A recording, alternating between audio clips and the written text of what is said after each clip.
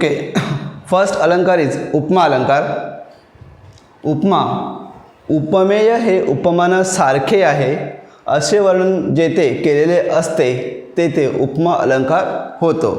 क्या होता है यहाँ पे? उपमेय. उपमेय मतलब जिसको हम लोग क्या कहते हैं? कंपेयर करते हैं. उपमान मतलब जिसके साथ कंपेयर करते हैं, राइट. तो जहाँ पे उपमेय है, उपमान जैसे है, उसके जैसा दिखता है, समझ में ना, उसे हम लोग क्या कहते हैं? ऐसे वर्णन जहाँ पे होता है उसे हम लोग उपमा अलंकार कहते हैं. क्या कहते हैं? उपमा अलंकार. मतलब एक चीज़ को दूसरे के साथ क्या क्या कंपेयर किया है, उसके जैसे बताए. जैसे ज्योमेट्री में सिमिलैरिटी होता है. ओके, दो ट्रायंगल सिमिलर होते हैं क्योंकि उसके जो एंगल है वो एंगल कॉन्ग्रुएंट होते हैं, उसके साइड जो है साइड प्रपोर्शन में होते हैं, समझ में. तो उसे हम लोग क्या कहते हैं? उपमा अलंकार. तुम्हारा फेस और तुम्हारा जो फोटो, तुम्हारा फेस इतना बड़ा है तो तुम्हारा फोटो एक छोटा सा होता है. ओके, फोटो छोटा सा होने के बाद भी जैसे तुम्हारा फेस है वैसे उसमें सारी की सारी चीज़ें दिखती है. तो उसको हर एक टाइप से कहते हैं, वैसे हर एक एंगल से उसको क्या कहते हैं? मर्ज करके क्या कहते हैं? उसको छोटा बनाते हैं, समझ में ना. तो दोनों क्या होता है? सेम होते हैं, सारखे. तो तेथे उपमा अलंकार होतो जहाँ पे सिमिलॅरिटी होती है. उदाहरणार्थ, आमचे काका कर्णासारखे दानशूर आहेत. आमचे काका कर्णासारखे दानशूर आहेत. कर्ण पता है सबको महाभारत का. तो कर्ण कितना, कर्ण जो है, कर्ण की क्वालिटी क्या, वो बहुत दानशूर था. दानशूर मतलब उसके बाद कुछ भी मांगे तो वो दे देता था. इसलिए लड़ाई के टाइम पे ना इंद्रदेव आके उससे क्या, उसकी कवच कुंडल लेकर जाते हैं.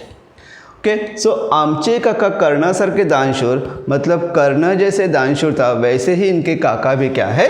दानशूर है. हमारे काका भी क्या है? दानशूर है. तो यहाँ पे उपमेय क्या है? काका है जिनको कर्ण के साथ कंपेयर किया है, क्योंकि दोनों की जो क्वालिटी है वो क्या है? दानशूर. समान गुणधर्म दानशूर और साम्यवाचक शब्द सारखे. अब उपमा अलंकार जो है, उपमा अलंकार को पहचानने के लिए कुछ हिंट्स दे यहाँ पे.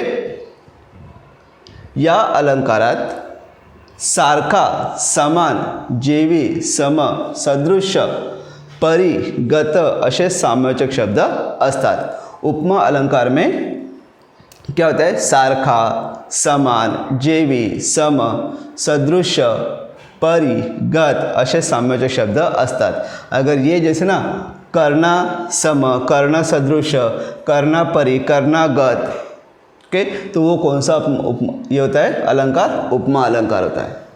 आया समझ में. नेक्स्ट इज उत्प्रेक्षा.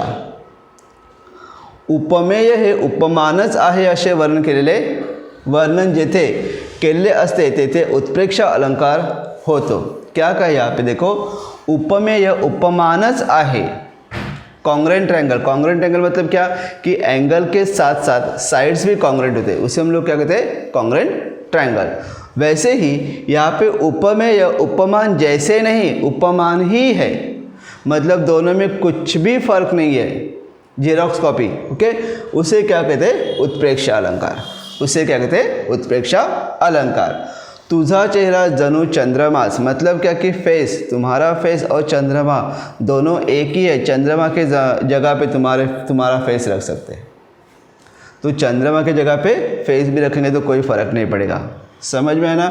तो इसीलिए उसे कहते हैं तुझा चेहरा जनु चंद्रमास. मतलब चाँद में जैसे शीतलता या फिर चाँद में जैसे खूबसूरती है वैसे तुम्हारे चेहरे में खूबसूरती है, ऐसे वर्णन किया जाता है. उसे हम लोग क्या कहते हैं? उत्प्रेक्षा अलंकार. दैट इज कॉल्ड उत्प्रेक्षा अलंकार. अब जैसे उपमा में कुछ हिंट दिए वैसे उत्प्रेक्षा में हिंट दिए. या अलंकारात जनु, जनु काय, वाटे, गमे, भासे, की यांसारखे साम्यवाचक शब्द येतात.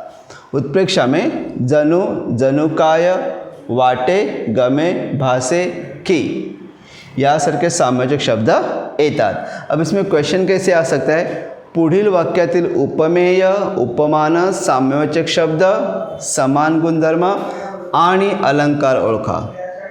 ऐसे क्वेश्चन 1 मार्क के रहता है. या फिर कभी कभी ओनली अलंकार ओळखा इतना है. तो अलंकार अगर खाली पहचाना है तो ये जो मैंने टिप्स दिए ना, सारखा, समान या फिर जनु, जनु काय, तो इसके थ्रू तुम पहचान सकते हो उपमा है या उत्प्रेक्षा है।